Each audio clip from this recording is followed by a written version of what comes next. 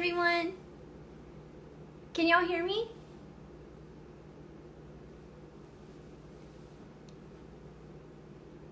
Oh wait, I got it. Where is she? Girl, get back in here.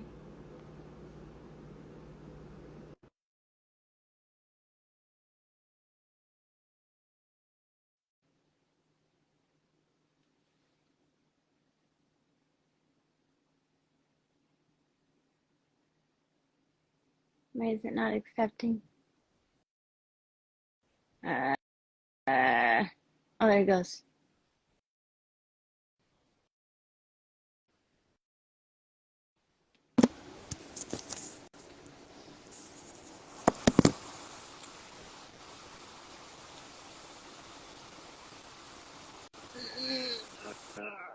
Hola, Evelyn.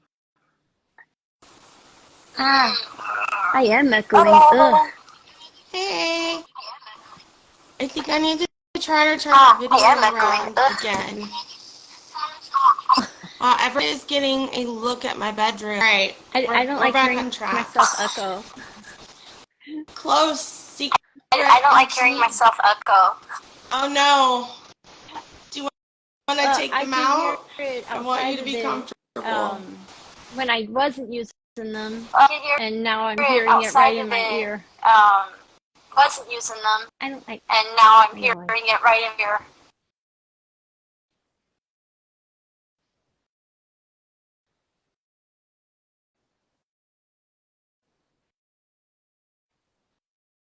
Yeah, it's all frozen.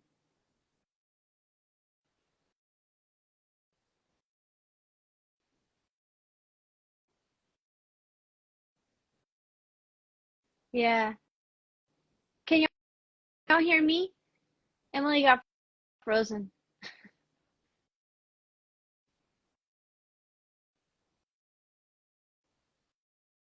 I'm sorry, guys. This isn't working out like I thought. We should have done some kind of rehearsal type thing.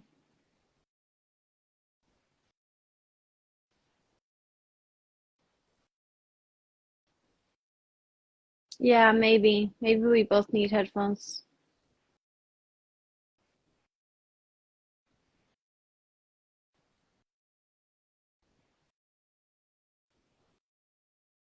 All right, awesome.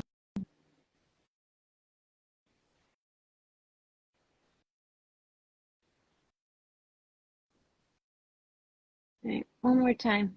Try this one more time.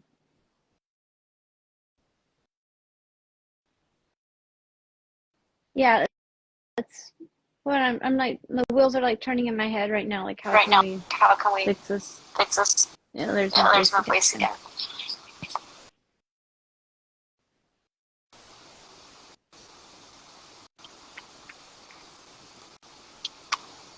All right, I'm in, but I think I have to reverse it again. We're actually doing a comedy show, y'all. We lied to all of you. Oh my god.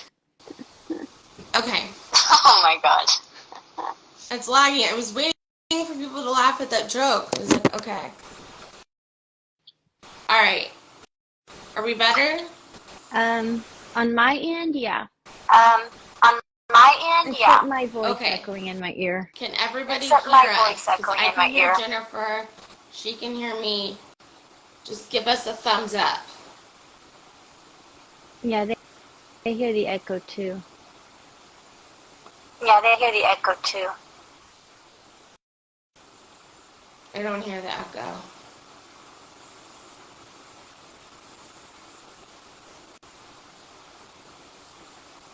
Okay, I think we're good.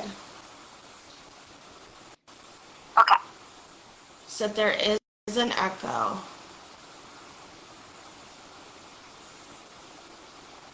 Okay, I can hear both of you. It says the echo is delayed.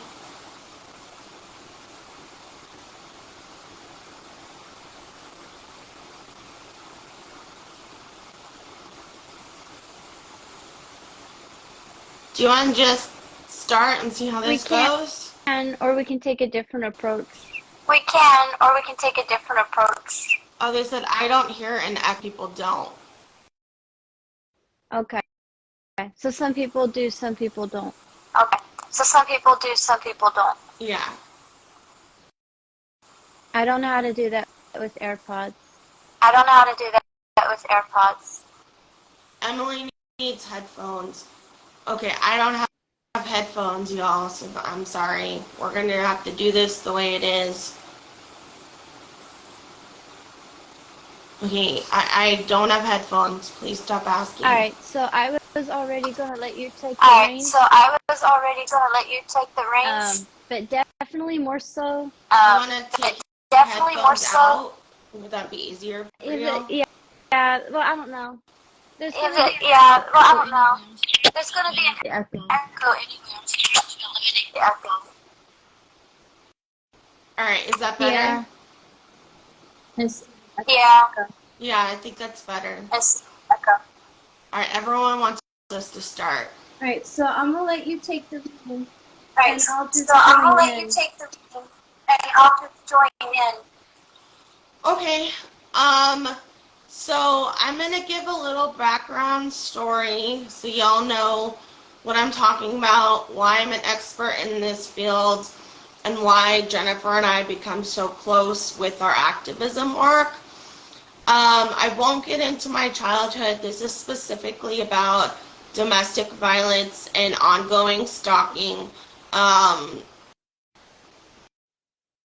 So in 2014, I met a man. I can use his first name, but he's trying to basically seal the records, take me to court. He's trying to basically sue me for my activism work. So I can use his first name. I can't use his last name. I met a man named William in 2014. We went on one date in Los Angeles. He was 12 years older than me. Initially, he was so enamored with me and kind of over flattering to the point, which is a red sign of like domestic violence and love bombing. Long story short, we didn't even really date for 6 weeks. I had to change my phone number because it was ongoing like harassment. And then in 2018, I moved to Atlanta to study jazz.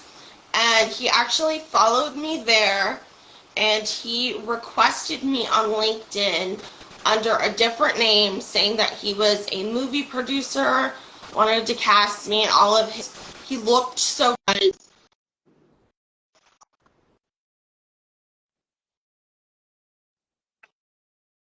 He can look differently, kind of like Ted Bundy does.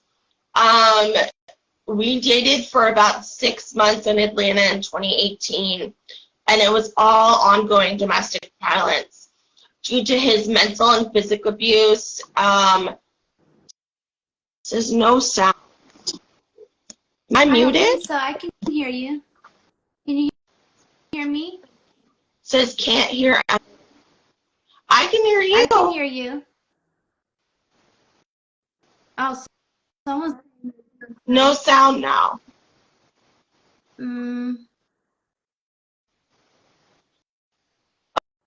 Oh, some people say they can hear.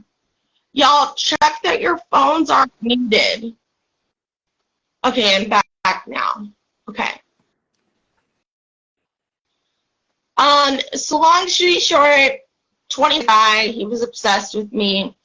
2018, I met the same guy who went under a different identity. Completely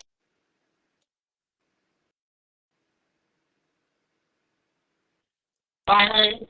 He gave me a heart condition from the abuse. He made my lungs collapse from the abuse, having me to be put on a breathing machine for the rest of my life when I sleep and have to use it throughout the day. I have scars on my back and my stomach because of his abuse. Just horrible things that have happened to me because of him. So I keep seeing all of y'all saying I'm freezing. It's working for Jennifer and I. I know live stuff is hard, so you may have to reset the data on your phone just clear it out and then come back, because this happens to me when I'm watching live stuff all the time. So for those who can't see us, you just got to clear your data, clear your so you can like stream without it blocking. Anyway, in 2018, we did date. It was all 6 months of domestic violence. I didn't realize he was the same creeper from 2014 in Los Angeles. When we did date, it was a lot of grooming. It was a lot of rules. He gave me a curfew. He told me what type of wine I had to drink. He put me on a diet. I wasn't ever allowed to eat bread. If I did, I was punished a lot. And there was a lot of manipulation, a lot of abuse. I moved to Texas in 2014, which is where a lot of the abuse happens because of my PTSD. In 2020, I filed a police report against him for cyber stalking. He was messaging me about 30 times a day on fake phone numbers. Just a lot of it telling me he knew what I was doing, who I was dating, what I was doing with my life, a lot of threats, a lot of respond now. At one point, he signed me up for porn and just kept sending me porn text messages on a regular basis. I remember getting an email from him in the middle of the night saying that I was untalented and should kill myself. And then he continued to text me that about 20 times a day. I filed the report in 2020, December 2020, and I thought that that was the end of it. Here's the issue. What we're getting into is the police don't believe victims. The officer, I believe it was Detective Lloyd, I think, he automatically took William's side, called him, said, hey, are you harassing her? Are you abusing her? And he was like, no, I'm in Minnesota. Never verified any of the facts, never did anything. William ended up sending him a bunch of emails I never sent him to make it look like we were in a conversation. He created a fake account saying that we were in love, like a fake email. So he's emailing himself to make it look like it was me. In April 2021, 4 months after the first police report, I found out that he moved next door to me. The lease wasn't in his name. He had just working with to stalk and harass me. He stalked me, my friends, people I was seeing on a regular basis. He would hide behind trees at my apartment or dumpsters or just my apartment door. And every time I came outside, he would hit me, throw me to the ground, chase me through the park with my groceries. That went on for about 4 months. I had to call the police 3 to 5 times a day. Several times the police basically said that I was making it up. I was seeing things. Hundreds of witnesses called in the police to see this physical abuse, mental abuse, because it wasn't just at my apartment that he was keeping me captive in. It was when I went to the grocery store, when I went to see a friend. Anytime I would try to take a picture of his truck or the white car that he was driving to stalk me, which weren't registered in his names, he would try to run me over with it. And to the point where in June 2021, he forced me out of my apartment and made me homeless. The police didn't do anything because they're like, he has a right to be here. He has a right to live here. Even his landlord didn't do anything. The police, they didn't press charges against him, and the courts won't give me a protective order because initially he was using 2 other guys to hurt me. And one of the guys basically looked like him, so he would send him out after he hurt me. He would run in one side of the apartment, the other side, some guy coming out wearing the same clothes. It wasn't him. They ID'd him, and I was like, this isn't the guy. And so he really made me look insane to the police, and it's continued. So In August 2021, I was forced out of my home. He harassed me, my neighbors, my landlord. My landlord gave me a non-renewal, which is dead to renters. So you can't rent anywhere until you're in any domestic violence program, anything. So he like ruined my rental history. I ended up spending 4 months in hotels because I had no place to live in Austin, and I had to move every 3 days because he kept finding me. Hotels are waiting for the police to get a warrant for the like video evidence of him coming into hotels I was staying in, demanding rooms. People have seen him talking to himself, being manic. Like, I couldn't even walk outside of my hotel room without him being there. I couldn't get a new apartment without him harassing the landlord. Like, he closed me off from all of my friends, all of my networks. I lost shows, I lost gigs, I lost my life savings of like $30,000 just to get away from him. When I finally got a place to live after being on the wait list for SAFE for 4 months, and it just being like a living hell of moving every 3 days, hotel room, for like 4 to 6 months. I was there for 4 months, and then he found me, and he started harassing me, people that I like roomed with, and he started knocking on different doors wearing an eye patch saying he was my father. Every day he would park outside of my apartment, and I would have to walk through the woods where there are coyotes in the bushes just to get to my car, just to go to work. And the police didn't do anything. Like, community was the one thing that kept me safe. I posted his picture everywhere. Every business I went to, I had like safe traps around Austin of like different businesses that I knew that would call the police and do a trespassing thing for him if he was there. I spent a lot of time at the Four Seasons. They basically saved my life of, as long as I bought dinner every single night there or when I was there, they would arrest him if he showed up. And at the time, I worked 90 hours a week. So I woke up from the ghetto place I was staying at that had bed bugs. I went from having this nice apartment in downtown Austin, running my own business, to having to be on medication for PTSD to stop screaming every day from his ongoing abuse, and the police not doing anything. So I call 911, need the abuse to stop, and they just tell me to go get therapy. I did all that. So they basically want to turn domestic violence and stalking victims insane, put them in the mental health kind of like system, and not do anything to stop the abuse. And because of that, I have PTSD for the rest of my life. I constantly trip on my ankles when I walk, and it feels like I'm walking on nails all the time. I constantly, when I grab things with my hands, will just drop them. And they found out about 6 months ago that he was hacking my phone, that he was hacking all of my devices, that he had put trackers on my car. I have about 5 computers that I don't use anymore because he hacked those.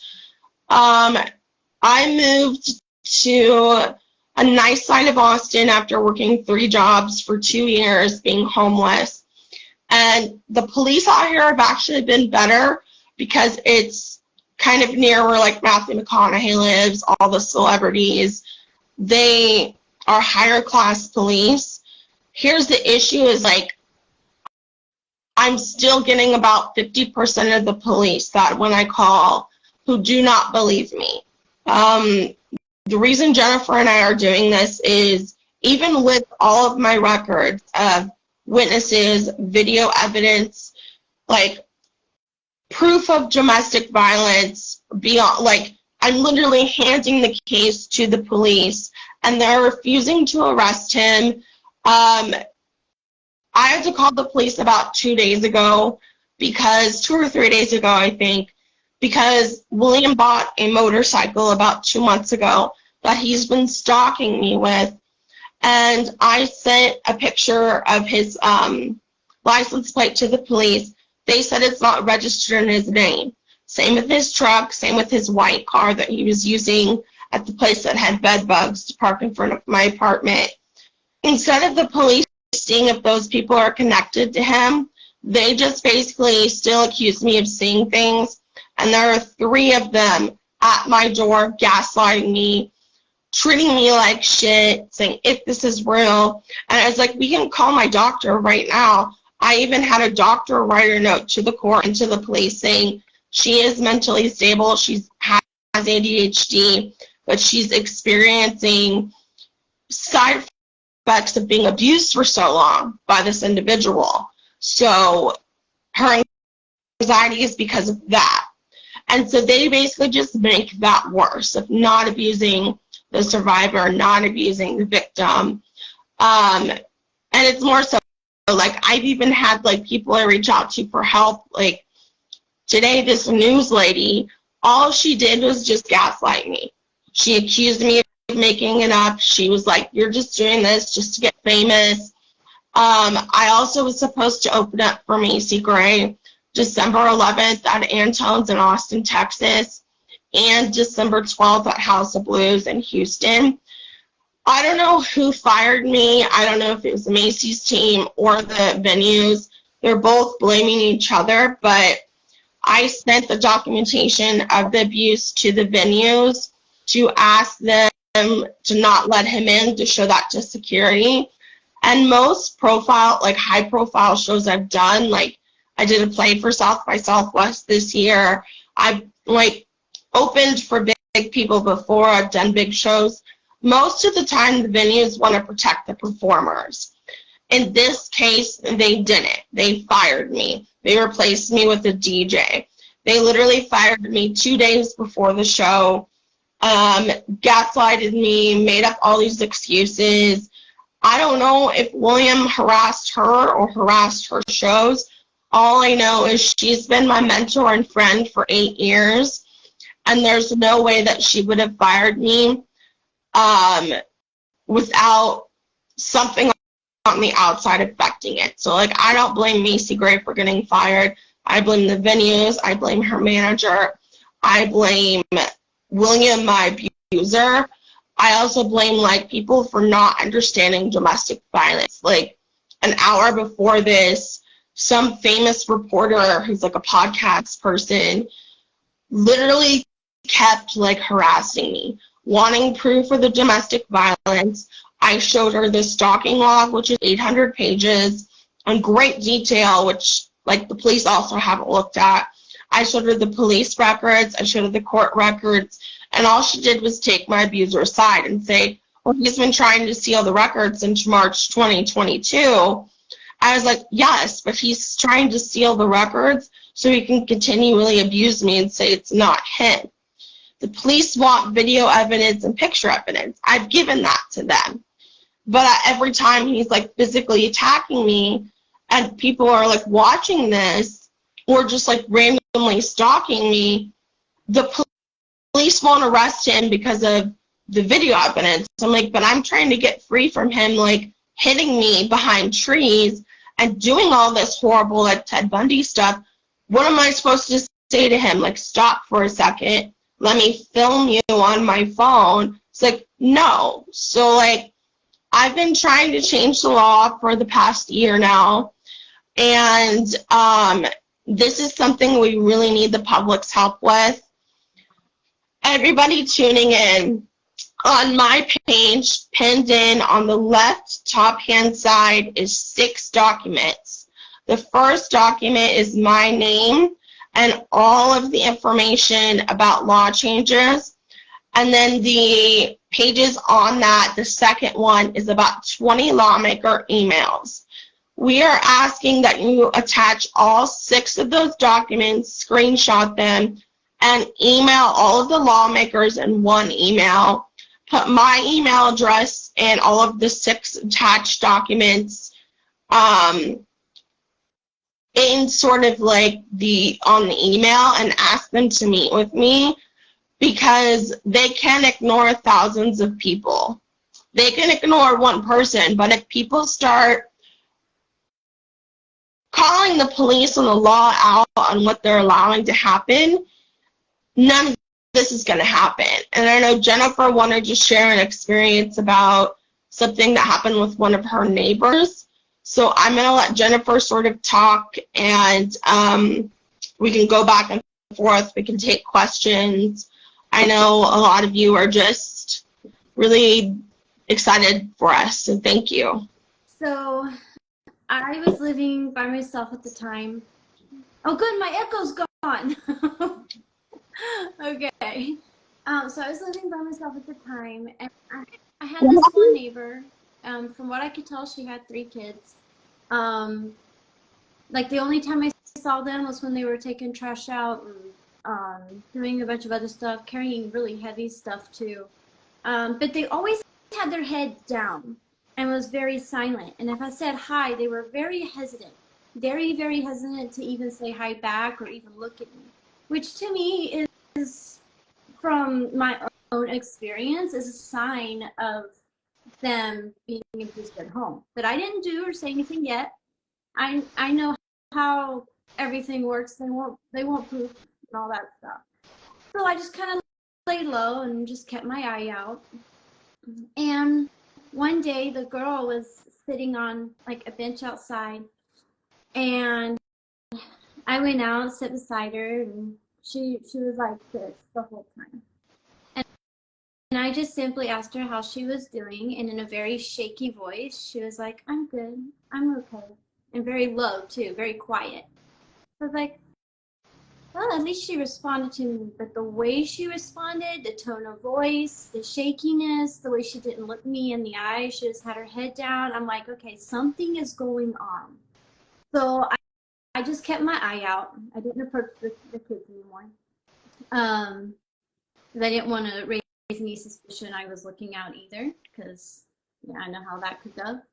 And one day, I had my screen door shut, but my main door was like open, but like only this much. Like it was only open so much where you probably couldn't tell from the outside if it was open or shut. It probably looked shut. But all of a sudden, I hear her screaming right outside my door, and I look. I kind of like take a peek, and the mom is down on her, beating her and yelling at her things that L would yell at me, L and D would yell at me when they were beating me. And so it was very triggering, and I just froze. I froze. I stayed. I was like, I could not move, and I finally slammed the door. Well, I didn't slam it because I didn't want her to know I saw. But I finally found some way to break out of that. Something in me. I found a way to break out of it, and I shut the door. And I was shaking. I could barely breathe. My PTSD was flaring up horribly.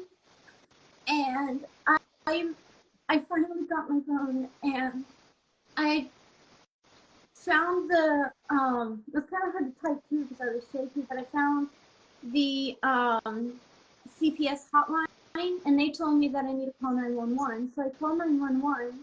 By the time the police came out there, they were already back in their apartment, so they didn't see anything. And they knocked on her door,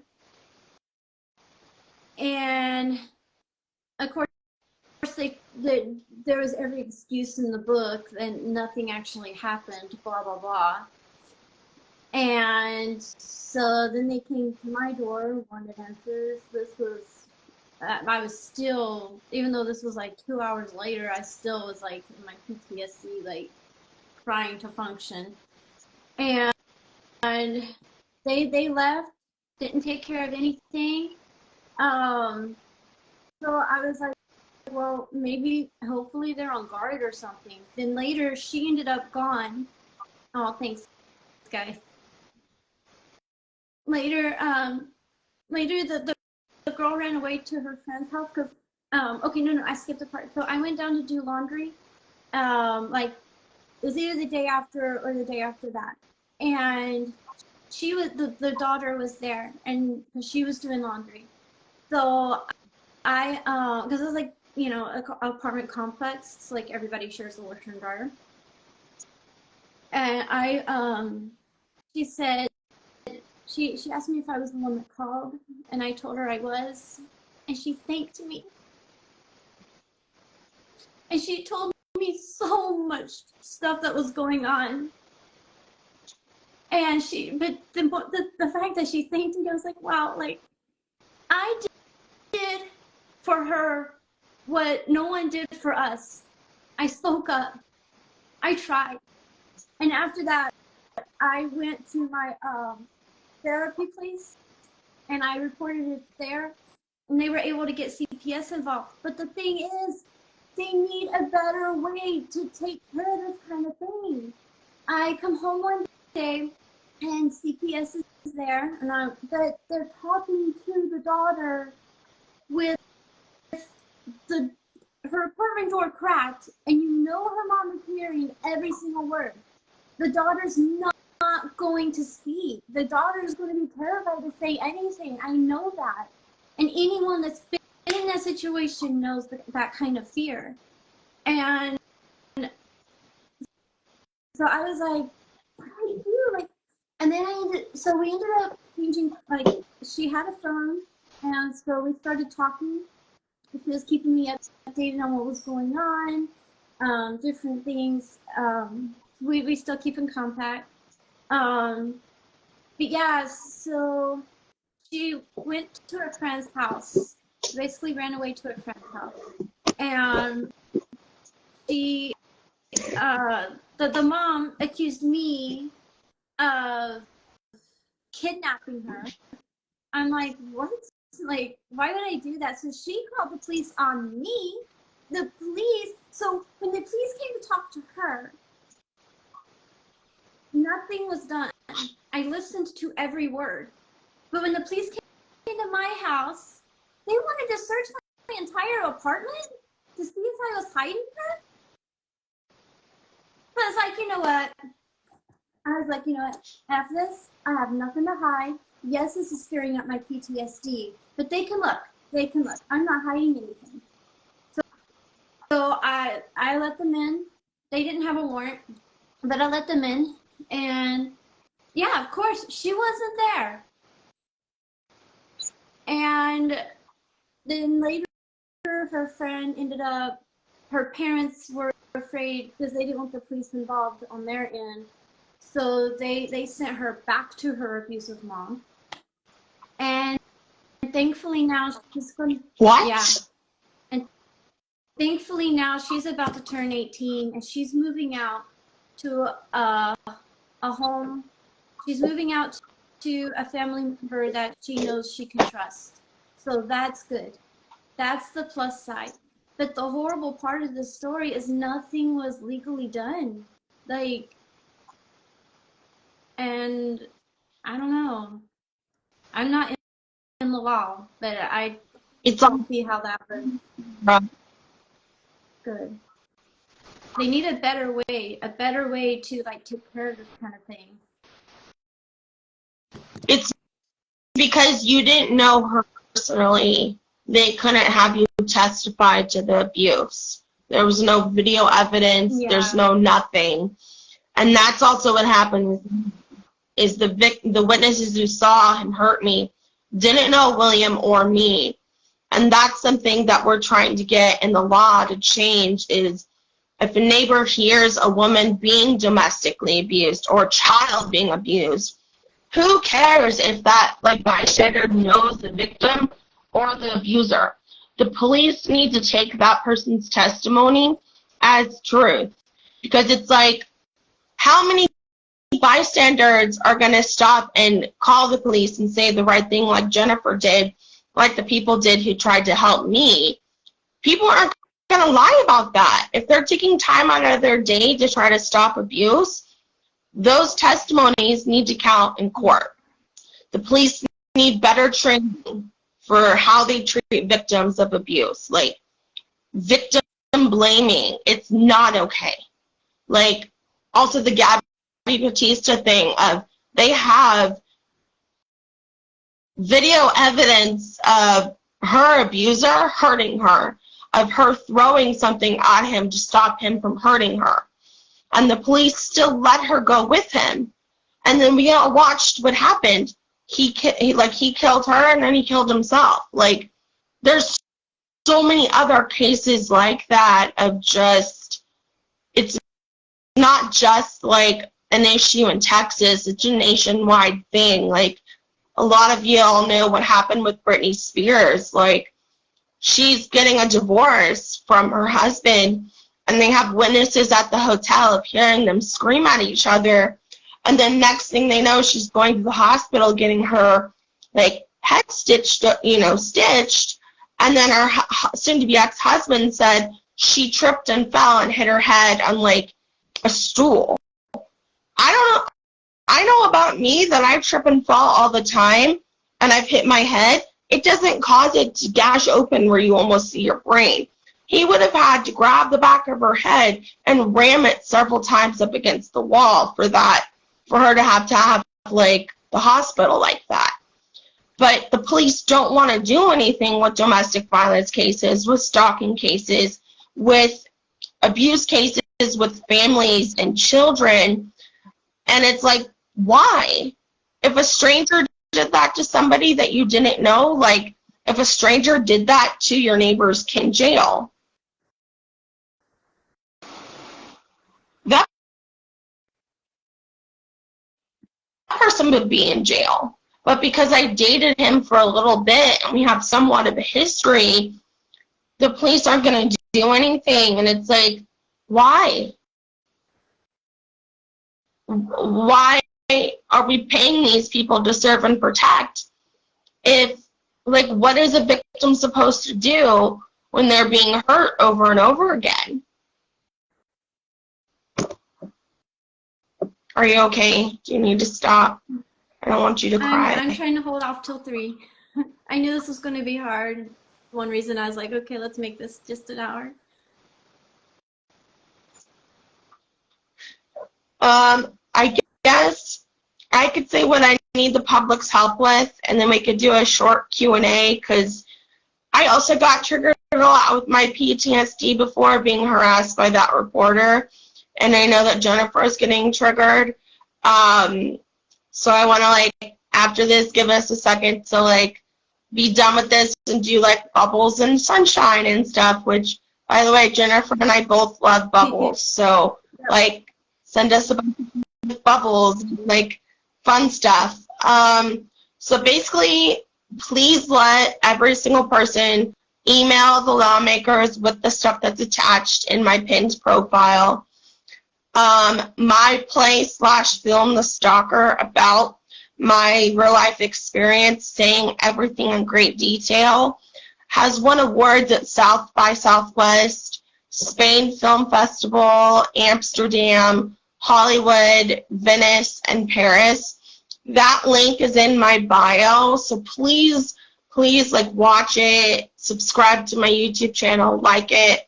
I also have a lack of Instagram followers, so please follow me on Instagram. My Spotify link is in my bio. If everyone could subscribe to my music, which Jennifer is a featured singer-songwriter on. It's called Voices Matter, studio album, coming out March-ish. And I'm really proud that, like, Jennifer and I are producing it together. So please subscribe to my Spotify. You'll be able to see both of our music. And let me tell you, like, it was really hard me arguing with Spotify for like a month of having our music on the same page. They were like, well, why do you want to share the spotlight? I'm like, well, she's sharing the spotlight with me. Like, come on, y'all. This is our album that we're doing together. So please follow Emily Kathleen on Spotify. We've worked really hard on our work together. Jennifer has been also, like, producing me. I've been producing her. So, like, she gives me feedbacks on my songs. I give her feedback on her songs. Like, I couldn't have done any of this without her. Also, I want to be on the news and share what I've shared with y'all publicly. So if anyone knows any news reporters, any TV bookers, please send them my Instagram account, send them my information, tell them my story. Like, I want to be heard in more of a national way. Yes, it's going to trigger my PTSD. Yes, it's going to be invasive and hard, but this is the only way we can make the law change. This is the only way that we can stop the police from victim shaming abuse victims of all kinds. Like, so those are the things that we really need your help with. Me specifically,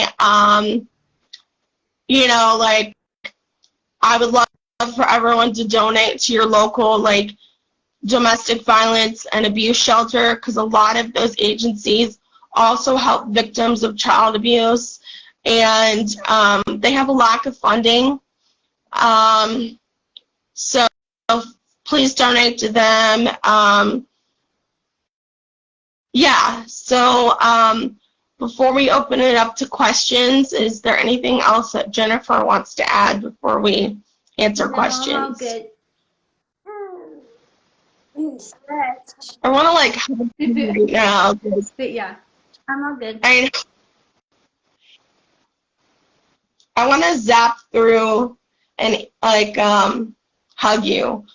Also, with the questions, address it on this subject.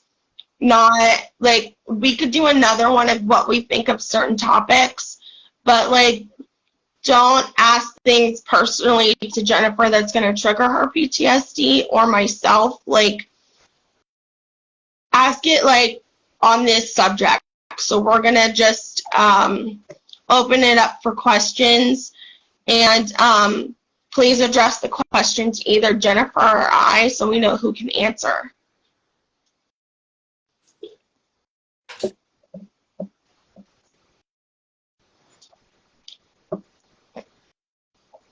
Oh, that's interesting. I didn't know there was a. Trying to see. Do you think I didn't know there was a place specifically for the question. Are there a lot of questions? There's one.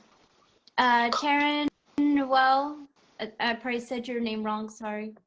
Have you contacted any senators for California or Texas? I personally haven't. I have. I've contacted 3. All of their emails are in that doc on my page. I have a meeting with Donna Campbell's office next week, she's also an ER doctor who I think has dealt with domestic violence before.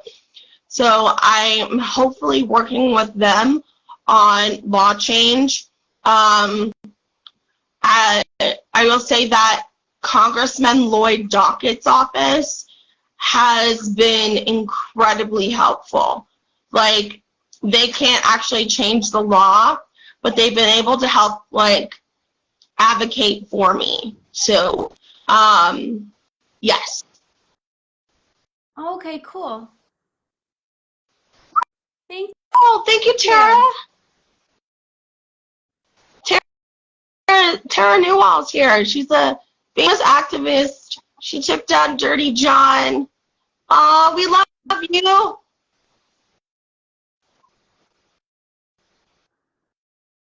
Yes. If y'all know senators, it doesn't have to be in Texas. It could be California, any state.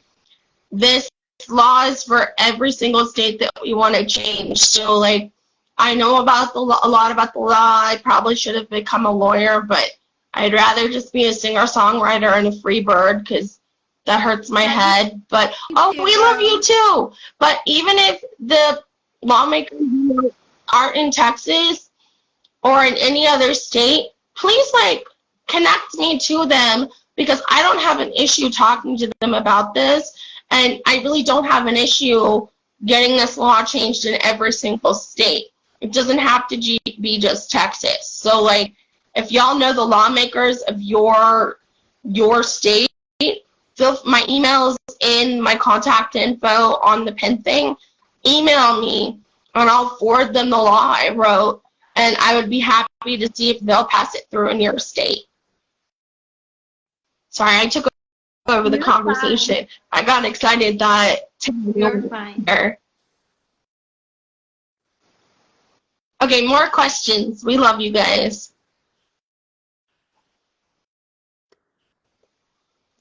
Gosh. Okay. Roll through and see if there's Melody anything. Cardis asked, what do you guys think is the best solution for helping victims of child abuse go through life, especially if they have a disability?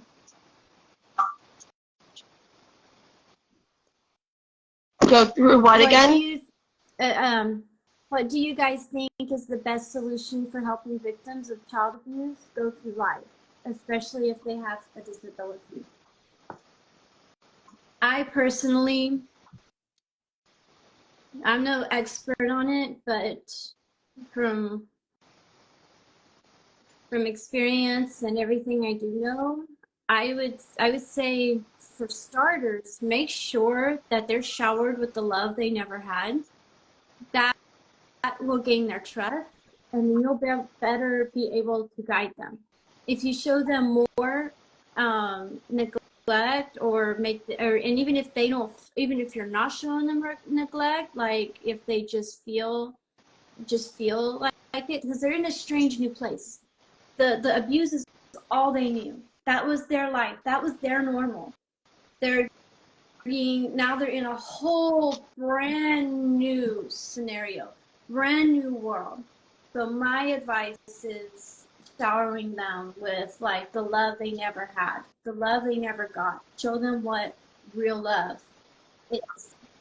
And that'll gain their trust, their respect, and then you can better guide them on the necessities of life because they'll trust you. That's my personal opinion.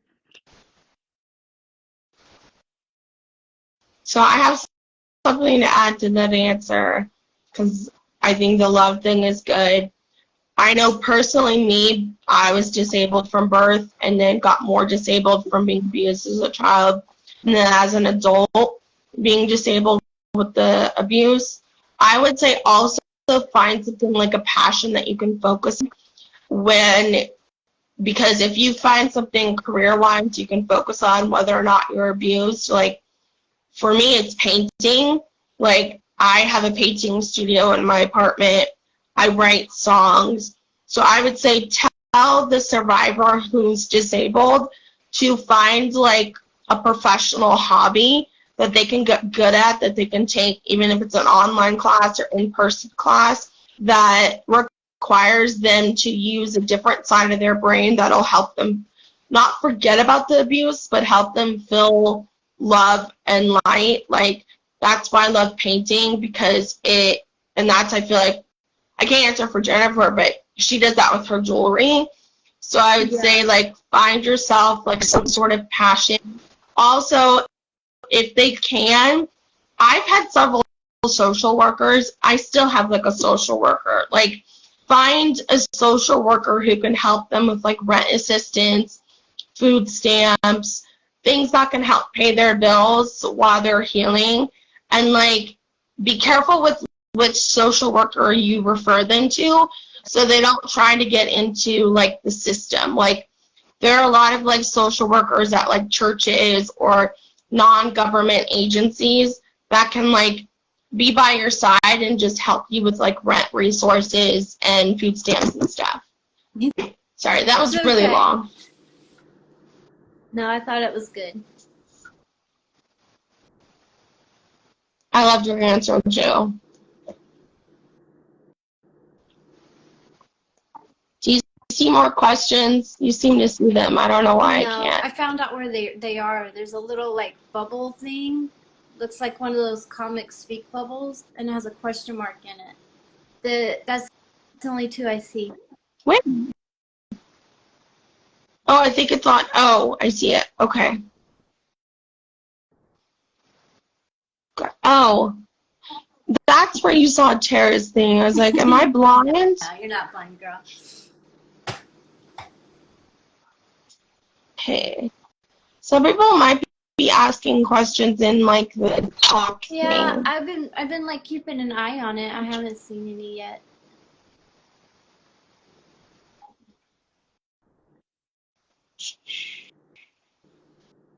Oh, All right, we're gonna give. there's What do you another one. think? Like, What? Oh, it's just a fun question. It's what TV shows are you guys watching these days?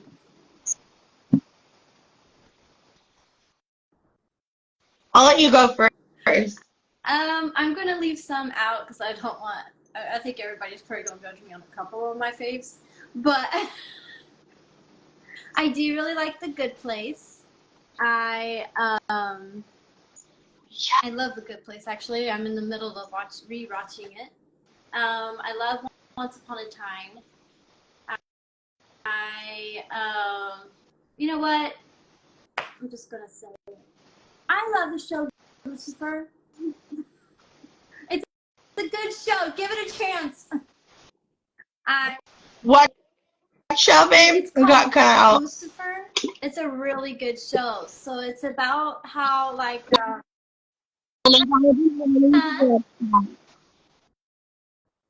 I've been wanting to watch that. No, you should. It's good. So it's like Lucifer is on Earth, and I don't want to ruin it. Because, yeah, if I say what I was going to, it might mess up part of it. But it's really good. It's really good. It's a really good show. I highly recommend it. Oh yes, I have seen Good Girls. I love that show too. And I love Oh the my show. god, I saw all of the I love the show seasons. Oh my Good god. Girl, I and love I love the Good show Girl. New Girl. I love both. Good Girls, I'm secretly in love with the gangster. I'm like, that would be the perfect boyfriend slash husband because it was like, I would do like the power play with him. And he actually reminds me of my ex-boyfriend, Cade. So I'm like, all right. I love it. It's like the sexy I'm not gangster. gonna I'm like, lie, he's awesome. hot. This I follow him on Instagram. That's He's like cool. a really sexy. I didn't even realize he was on I Instagram. also love Dynasty. I What? didn't even realize he was on Instagram. Yeah, he's married, so I'm not gonna go there, but he's pretty sexy. I think it's It's like something about I don't know. I don't know. I think it's the whole like I don't know. I don't know what it is about him. This is like okay. They picked an awesome. They picked an awesome actor for that part. The girls is this like type A mom, and he's this type A gangster, and she's trying to be a gangster, and she runs shit, and he runs shit, and so it's like they're constantly butting heads of like who's right, and he's like, well, I have the gun, and she's like, I have the gun too. Well, I robbed a grocery store. Well, that was my money. Well, let's have sex. The husband is gone. Oh, well, I still have my husband. It's like. It's so funny, it's so good, but it's like also like really hot and sexy. I also love Dynasty. I got to the season where Anders died and everyone is seeing his ghost and it's like it's so cheesy, it's good. It's almost like a sitcom mixed with like One Tree Hill where you're like this show is so good. It's cheesy, but it's so good. And, like, I'm not going to lie. I was up till 6 a.m. watching Dynasty last night. That's my regular thing. I have to, like, shut it off because it's so good. I haven't seen it. Sounds like I should. Yeah. I mean, it's, like, totally cheesy plot lines. It's a bunch of rich people in Atlanta doing rich stuff. Oh, okay. The TV shows. Oh, it says, hi, Jennifer. How often? Oh, okay. I'm going to let you see if you want to answer that one. It's just one of those questions. I just have to give a general answer. You know, it's not like I'm not going to go in detail about that, Martin DRG8. But summing it up, just like any other normal family that don't live together, I guess. Like, we see each other from time to time, talk to each other, and that's the most I'm putting out there right now. I mean, Martin, how often do you see your siblings and your family? Sorry, that was sarcastic. Um, um, hmm. All right, keep asking questions. We're going to give it maybe 5 more minutes. Oh, someone's asking how we are. We are good. Like, people are asking questions. I've been taking this holiday week thing pretty much. I've been using it like a total break, like a mini vacation for me. Because I've been like crazy busy and was starting to feel a little overwhelmed. I'm working on 2 books, working with Emily on a couple things. I still have my full-time phlebotomy job. I'm trying to run my business. There's like, yeah, it's a lot. And I am very blessed and very, very, very happy with everything I'm working on. I couldn't be happier. Engaged, getting married. So that's another thing. I'm wedding planning. And I couldn't be happier. Just really busy and taking care of myself physically and mentally in the whole process of it all.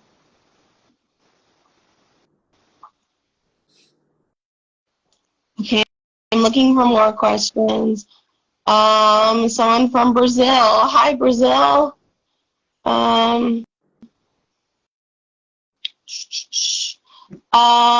Happy New Year's, ladies. Happy New Year's to you. Well, I'll answer that question. I'm good. I go back to school at ACC in 2 weeks, and that's after like 10 years of like stopping school for my associates. So I have a year and a half left for that, and that's a lot of work, but I'm good, and I think we have 6 more songs left on our album that we're doing, unless Jennifer wants to send me more on the album. We'll see. I have a jazz album that I'm going to be doing over the summer that Jennifer will probably be singing jazz songs with me too. And we're doing a play together, Finding Love, Jennifer Turpin. It's like a narrative take on her story, but I play like this tarot card psychic reader who knows it all, and she's British. I was helping this girl named Sarah find true love, and then we talk about the Jennifer Turpin story and how like effing fantastic Jennifer is, and we talk about her favorite food and wine, and it's going to be like a virtual show. We may have a live audience, but I may just do it as like a virtual play and then inviting everyone on here to just like watch at home. But that'll be over the summer. My brain hurts from all the stuff I have to do. I would much rather like not do stuff and just like hang out with Jennifer all day and play with Bubbles and kitties. That sounds like a good day. All right, so right? Martin DRG8, thank you for responding. Honestly, I wasn't expecting you to, but so Martin said, I'm one of 8, but we all see each other maybe every 2 months. Sounds about this, maybe about the same.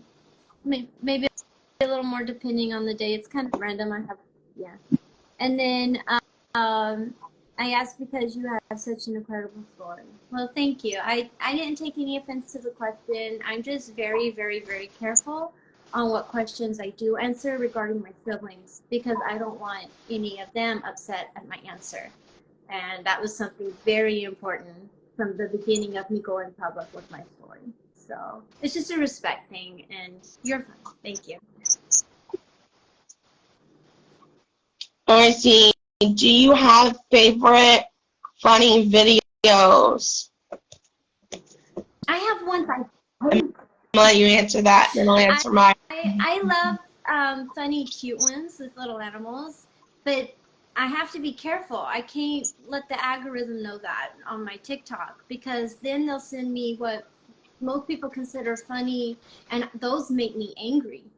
Like, okay, so I like a video where it's like they're just naturally being all funny and cute. But when they run and hit their head on something, that's not funny to me. Or if they or they like trying to get something and like fall, like that's not funny to me. Like I know a lot of people seem to think it's funny, but to me that's not.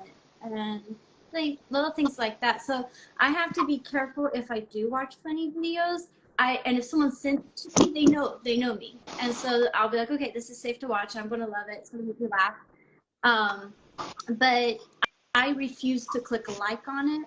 I refuse to follow it because I know how the algorithm works. I've already kind of been there and I had to get away from that. So like, I don't want to see the ones that make me mad.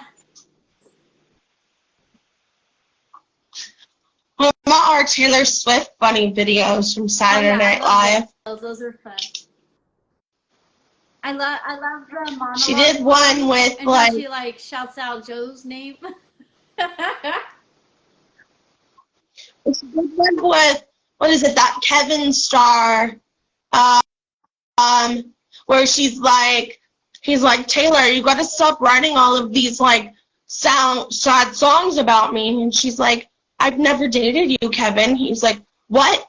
And he shows like a picture of his head on like Jake Gyllenhaal's body.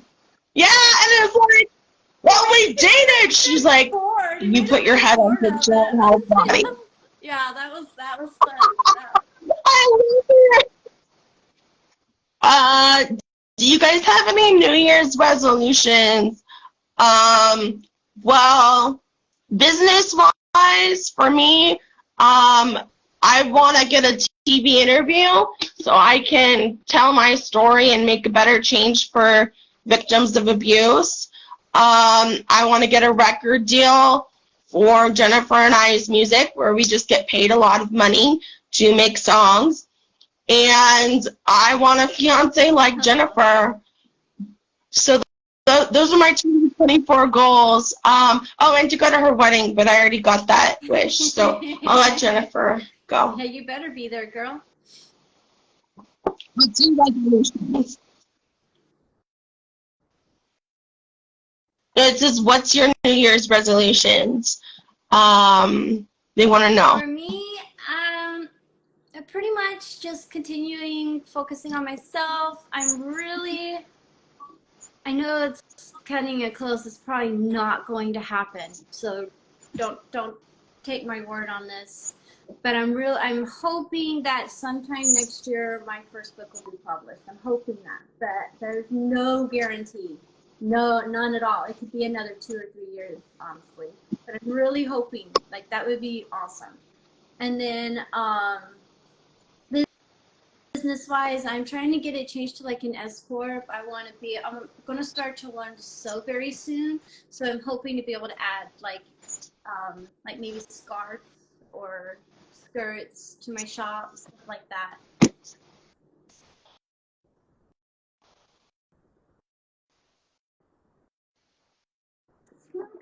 Oh, they want to know how we met. Do you want me to take that one? How we met? Oh. What's going on? Okay.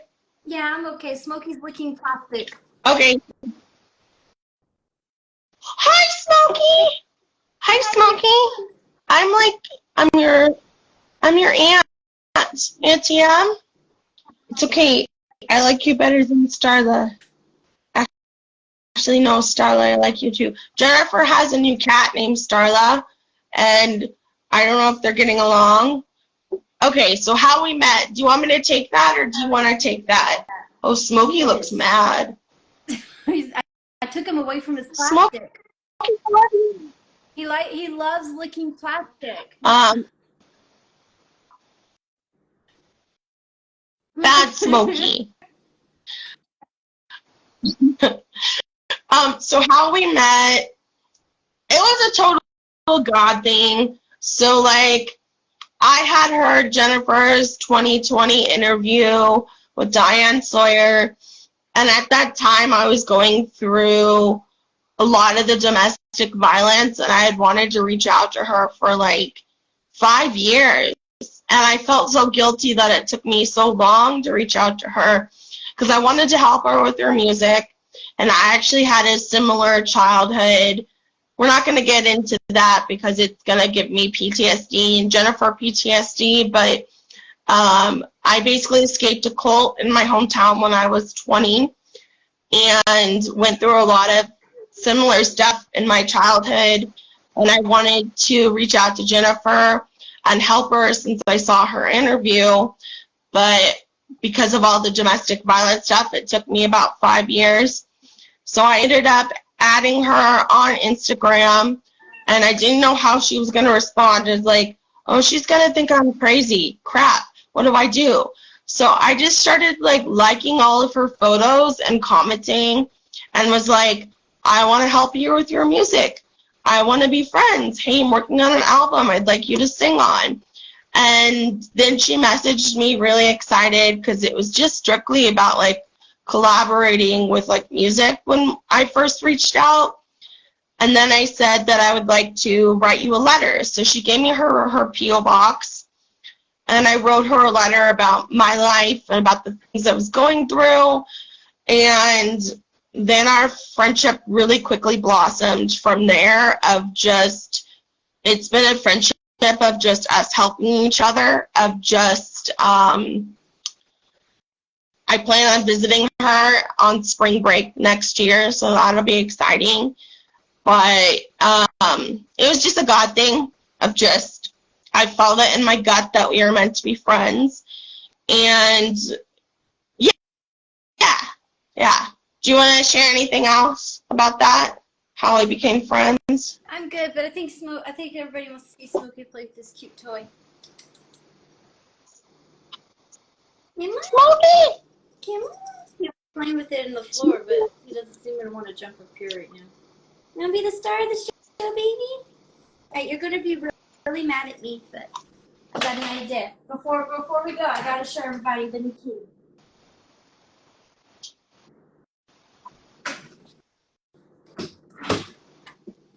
Officially meet Starla, everybody. Hi, Starla. She quickly went from stray cat to house cat. She is loving the luxury life. Well, she's Starla. Smokey's really good. This is a break in the moment. This is actually new. He's actually taking interest in her. He's sniffing her. Oh, his ears went back. He's still not happy. But that was a breakthrough. That was a breakthrough. Y'all just witnessed a breakthrough between these two cats.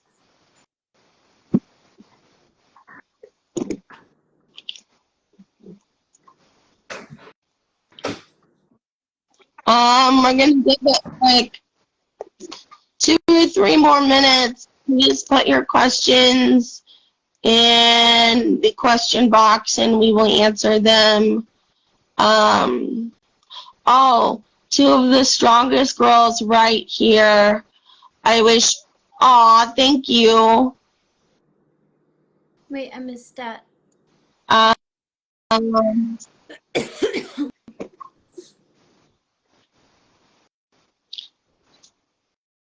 PTSD really sucks. I wish I had friends that understood my PTSD and anxiety. Yeah, so a couple of my very close friends came from my therapy place who met and bonded through a group and I realized they've been through some childhood trauma as well, and so we clicked and wasn't able to tell them who I was until a while, and then I was afraid they was going to think I was a bad friend or think I was lying to them or think I was crazy, but no, they didn't. And it is very, very rewarding to have friends who get it, who understand, who have been there, and it sucks because at the same time you're like, wow, this person should have never went through that. So yeah. I think it's important to also Yeah. I love that Jennifer has the same work drive as I do. That we don't let our past abuse or our PTSD our current problems get in the way. Like, I've lost friends so quickly because of, like, one, the PTSD, they don't understand, and two, when I tell them all of my successes, they think I'm bragging. And it's like, no, I'm not bragging. I'm just choosing to make my life better in spite of the abuse. And so it's important to find other people that don't let what happened to them bring them down. I'm not saying that, like, don't be supportive of people who are sad because they're abused, but, like, if someone's behavior is negative because they, like, want to bring you down in general, like, that's not okay. So, like, find supportive friends who support you along your journey of whatever you want to do being a survivor. Like, I love activist friends. Like, Jennifer and I just became friends with Tara Newall, who survived and took down Dirty John. So, like, Google her name, her family's name. Like, find other people who are survivors. And for me, like, my closest friends are my activist friends because they get it and they understand. And, like, being an activist is just really hard. So just find people that won't bring you down for trying to make a change. I really hope one day you find a good friend that does get it. I'm sorry, and have a safe flight. One day, I'm sure you'll run into that person who totally gets you. I think you will. Let's see, I'm looking at any more questions. Oh, it's the same. Okay. Let's not ask her any more personal questions about her family, please. Those are going to be ignored. Oh, they want to know how we feel about, do you see that comment from Dallas? Yeah. Do you want to share about that? Personally, I'm glad she's out of there. In my personal opinion, she shouldn't have been placed. I can't hear you, Jen.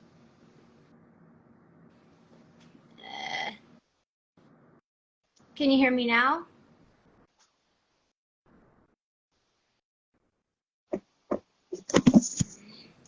I can hear you.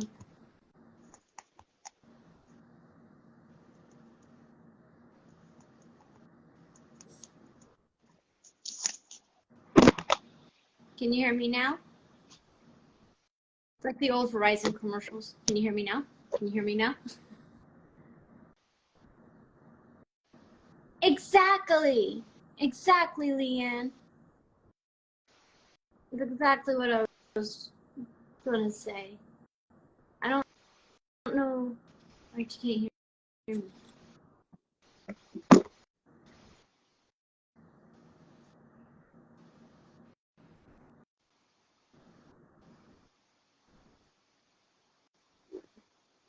Jennifer, can you hear me?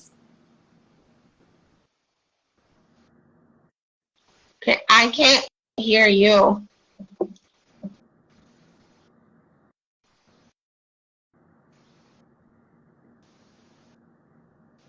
Can you hear me now?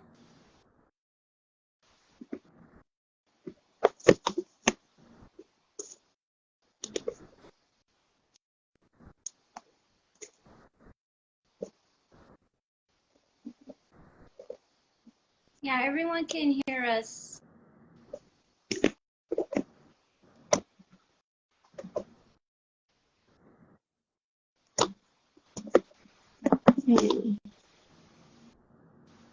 Yeah, or I don't know what kind of phone she's using either.